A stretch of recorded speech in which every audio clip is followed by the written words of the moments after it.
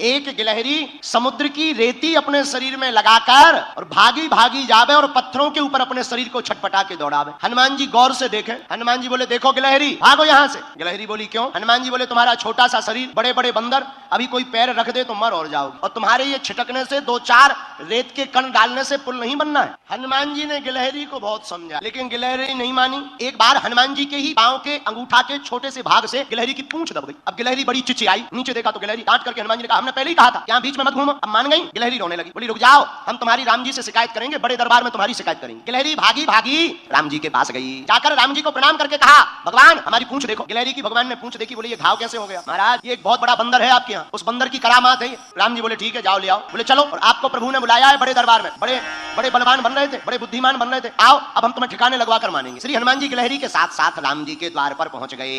राम जी को प्रणाम किया, पर हनुमान जी ने गिलहरी से पूछा एक बात बताओ, तुम्हारे रेत के कण डालने से समुद्र का पुल बनना नहीं है, फिर भी तुम इतनी परेशान क्यों हो रही? राम जी बोले बात तो सही है, बताओ गिलहरी। गिलहरी हाथ दोनों जोड़कर बोली राम जी हमें पता है कि हमारे कारण से पुल नहीं बनना है, लेकिन इन बंदरों ने आपकी इस सेना ने बड़े बड़े पत्थर ला करके पुल बना दिया। राम जी बड़े बड़े पत्थर लगे हैं, आपके चरण बड़े कोमल हैं, पत्थर हैं उबड़ खाबड़, रखोगे कहीं चोट लग जाए, आपके चरणों से खून बहने लगे, तो ये बनते तो बड़े बुद्धिमान है तुम्हारे हनुमान जी, पर इन्हें ज्ञान एक रत्ती का नहीं। हम छोटे जरूर हैं पर हमें ज्ञान ठीक ठाक। राम जी बोले क्या ज्ञान है? बोले ये तुम्हारे बड़े बड़े बंदर बड़ी बड़ी सिलाएं लगा रहे, पर आपके चरण बड़े कोमल हैं, आप चलोगे तो कहीं पत्थर लग जाएगा, तो हम रेती जाकर के रेती उन पत्थरों की दरार में भरते हैं ताकि आपके चरणों में कोई चोट ना लग जाए। हनुमान जी को सुनकर आंखों से आंसू आ गए। अरे धन्य हो गिलहरी, आप धन्य हो, आपका भाव धन्य है। राम जी ने गिलहरी को अपनी हाथ में लिया, पूंछ के ऊपर हाथ रखा तो जो उसका दुख था, करुणावान करुणा निधान श्री रघुनाथ जी के हाथ रखते ही उस पूंछ का घाव ठीक हो गया और गिलहरी प्रसन्न हो गई। राम जी अपनी 3 अंगुलियां गिलहरी के ऊपर फिराए। जब राम जी ने अपनी 3 अंगुलियां गिलहरी के ऊपर फिराई, वही 3 अंगुल के निशान आज भी गिलहरी के ऊपर।